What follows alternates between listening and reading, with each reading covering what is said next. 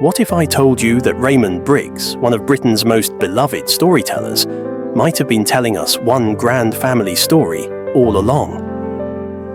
Through his various books and characters, we might be seeing fragments of his own life, reimagined through different lenses of reality and fantasy. It all begins with Ethel and Ernest, Raymond Briggs' real parents. We know their story because he told it to us directly in his deeply personal graphic novel. A simple house in London, a loving working-class family. But what if this house, this home, was the same one we've seen again and again throughout his works? But childhood isn't all wonder and light. In post-war London, a young boy might need a different kind of friend to help make sense of the darker side of life.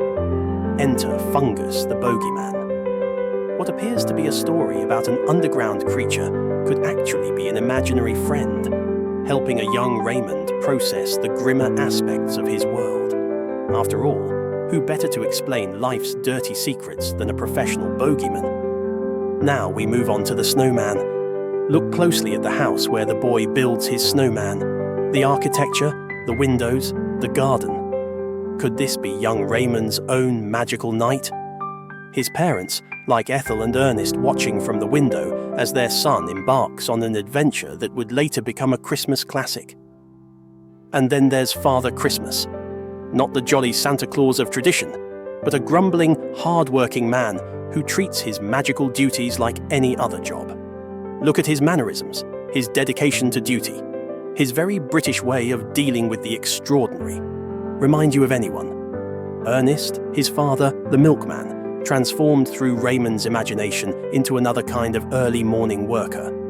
But it's in When the Wind Blows that we find perhaps the most poignant connection of all. Jim and Hilda Bloggs, an elderly couple facing the unthinkable, a nuclear war. Their mannerisms, their relationship, their simple dignity in the face of horror, they're unmistakably similar to Ethel and Ernest.